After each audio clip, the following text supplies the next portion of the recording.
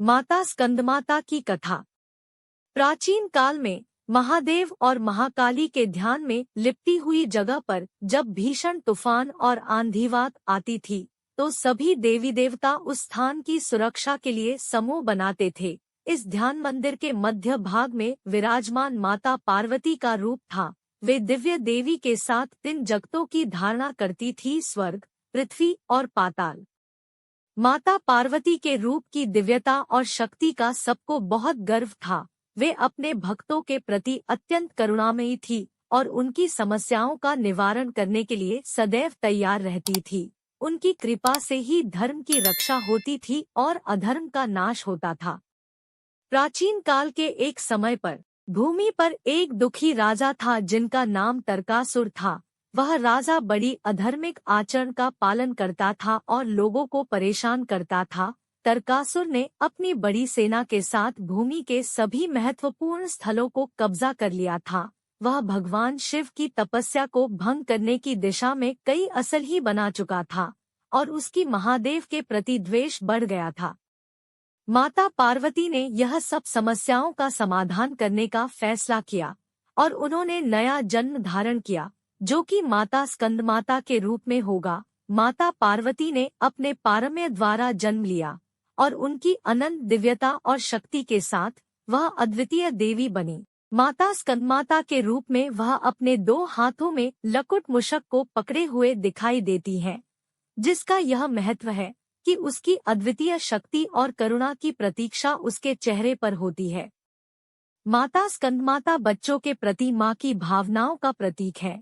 वे सभी धार्मिकता के साथ अपने भक्तों की मांग को समझती है और सभी मांगों को पूरा करने की शक्ति रखती है।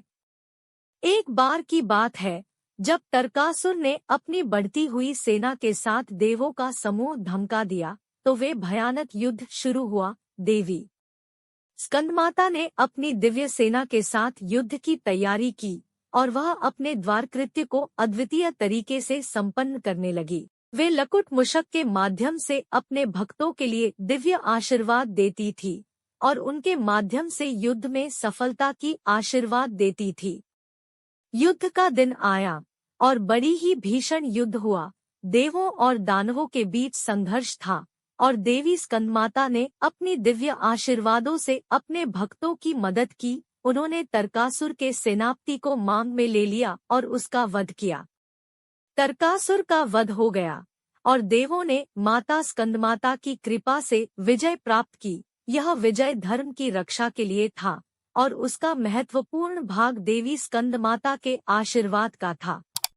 इस युद्ध के बाद देवी स्कंदमाता ने अपने भक्तों को सुख, शांति और समृद्धि की प्राप्ति की आशीर्वाद दिया।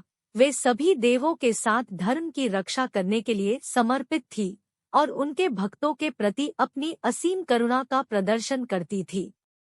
इस प्रकार माता स्कंदमाता ने अपने दिव्य रूप के माध्यम से धर्म की रक्षा की और अधर्म का नाश किया। वे अपने भक्तों के प्रति सदैव दयालु और करुणामयी रहती हैं और उनके सभी संकटों को दूर करने की शक्ति रखती है। माता स्कंदमाता के पूजन का समय नवरात्रि के 5वें दिन को आता है और भक्त उनकी कृपा और आशीर्वाद पाने के लिए उन्हें पूजते हैं। उनकी पूजा में लकुट मूषक का विशेष महत्व है और भक्त उसे अपने पूजा स्थल पर रखते हैं। माता स्कंदमाता की कथा हमें यह सिखाती है कि देवी की भक्ति, श्रद्धा और समर्पण से हम अपने जीवन के सभी कठिनाइयों को पार कर सकते हैं और धर्म की रक्षा कर सकते हैं। धर्म के लिए संघर्ष करने वाले और अधर्म का नाश करने वाले देवी स्कंदमाता के आशीर्वाद से हम अपने जीवन में सुख, शांति और समृद्धि प्राप्त कर सकते हैं। इस प्रकार माता स्कंदमाता की कथा हमें धर्म, भक्ति और आशीर्वाद के महत्व को समझाती है और हमें सही मार्ग पर चलने के लिए प्रेरित करती है। यदि आपको यह वीडियो पसंद आए तो कृपया इसे लाइक करें, अपने दोस्तों के साथ साझा करें और हमारे चैनल को सब्सक्राइब करना न भूलें। हमारे चैनल पर और भी धार्मिक और ज्ञानवर्धन वीडियो देखने के लिए बने रहें। आपका धन्यवाद।